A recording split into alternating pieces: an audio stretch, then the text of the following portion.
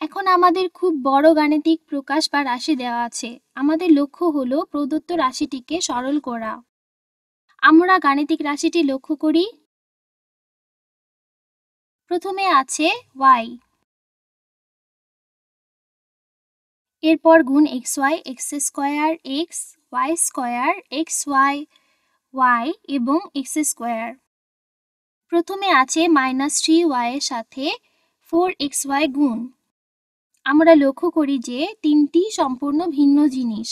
আমরা আরো ভালোভাবে বুঝতে চেষ্টা করি। মনে করি x = 2 এবং y = 3। তাহলে এখন দেখি y সমান 3 থাকলো এবং x গুণ y সমান হলো 6, অর্থাৎ দুইটি জিনিসই আলাদা। আবার y স্কয়ার এবং y ও আলাদা। y = 3 এবং y স্কয়ার হবে 9, অর্থাৎ এই দুটি রাশিও আলাদা। এখন আমরা প্রদত্ত রাশিটিকে সরল করি। আমাদের প্রথমে আছে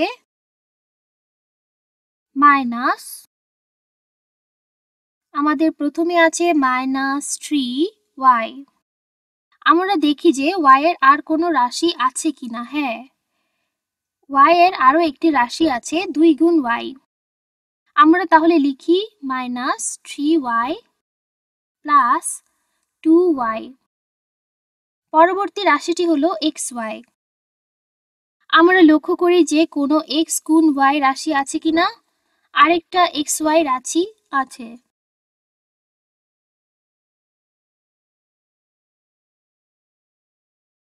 আরেকটি xy রাশি -4xy। আমরা তাহলে লিখি +4xy -4xy।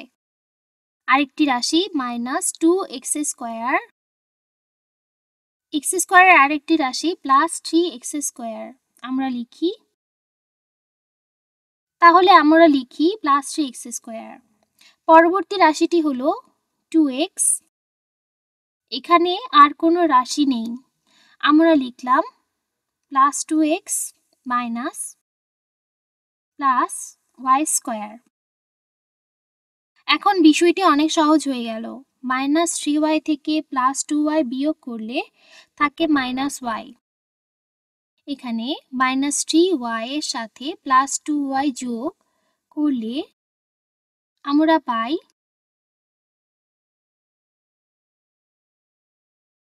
-y। আমরা অন্যভাবেও করতে পারি। y এর সহগ -3 থেকে +2 বাদ দিলে থাকে 1। -1, এখানে 1 লেখার দরকার নেই, তাই আমরা শুধু -y লিখি।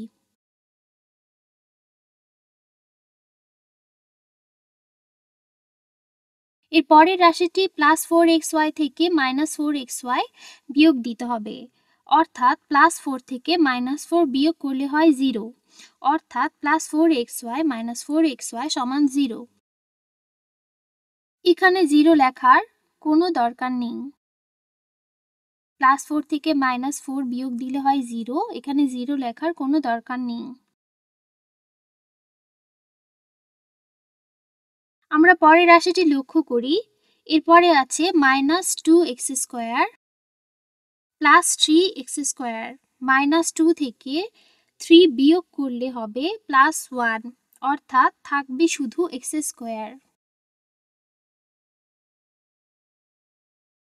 -2 থেকে +3x স্কয়ার বিয়োগ করি, থাকে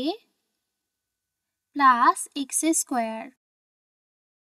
এর পরের রাশিটি আমরা লক্ষ্য করি। এরপর আছে 2x +y স্কয়ার।